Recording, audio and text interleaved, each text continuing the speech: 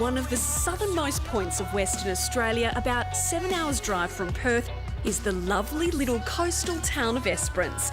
Although it is small in size, it is getting a big reputation as a great destination for foodies. And of course, you can't start a foodie trail without a coffee. Beautiful, thank you very much. These guys set up down here on the foreshore and ply the locals with their daily caffeine hit.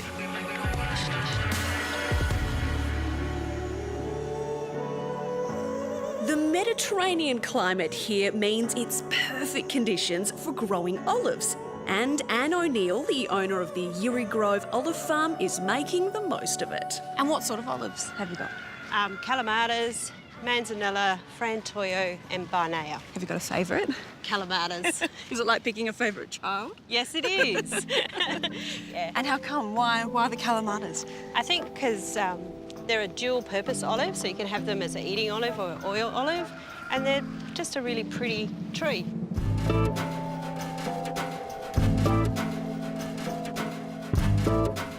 So, Anne, we're going to do some taste testing of the olive oil now, which I've never actually taste tested olive oil before. So is there a trick to it?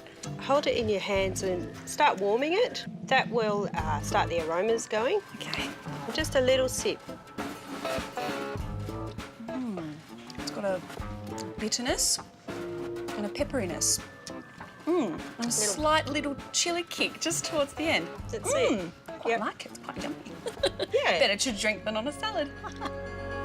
Esperance is definitely rich with great produce, but it's not just the foodies who win. Beer lovers, have I got something special for you? Inside this unassuming tin shed is a very special local brewing company who completely pride themselves on making the most genuinely locally produced beer in Australia.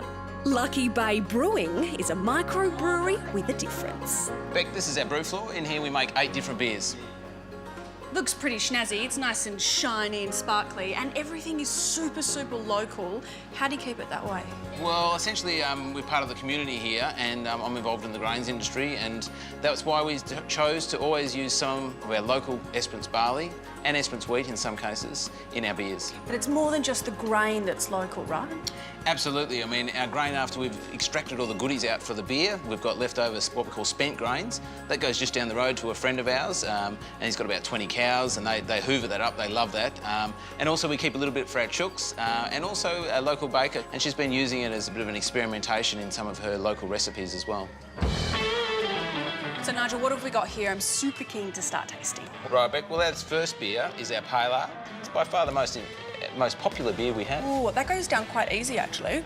So the next one here is a Scottish ale, and if that beer, because it's low alcohol, it's only about 3.2%, it's easy drinking. Take that one with me, thank you very much. You can sample all the beers on tap, and you can grab a 2-litre growler or a 1-litre can of your favourite beer to take home with you. Cheers!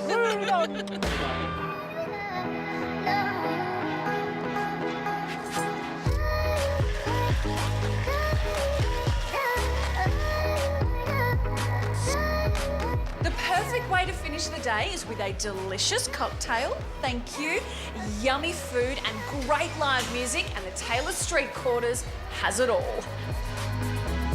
This family-run restaurant and bar makes great use of local produce, with head chef Dean Wood utilising all that the growers and producers have to offer. We get beautiful seafood down here, octopus straight out the water. We get a guy come in and drop that off to us. It's very important for us to stay local. So, Sophie, you're the manager here. Your partner's head of the kitchen. Yes. It is a real family affair. It sure is, yeah. And this building has some serious history as well. Yeah, it does. We wanted to bring a bit of history back into the name of the building, the Taylor Street Quarters. It was a nurses' quarters back in Wellard, and it was shipped here as a hospital and then turned into a nurses' quarters in the 1960s. Oh, well, it's got that really cosy, nice vibe about it, and this food looks so so good. What have we got here? Okay, so this is one of the special dishes here. It's the homemade brioche bun slider board. Yum. We've got some rare beef with fried artichoke and capers, a bit of parmesan. We've got mac and cheese croquettes. Yum. Snapper ceviche with tapioca crisps. Delicious. All right, well, I think we should dig in, yeah? Let's do it. Yeah, I'm going straight for a slider.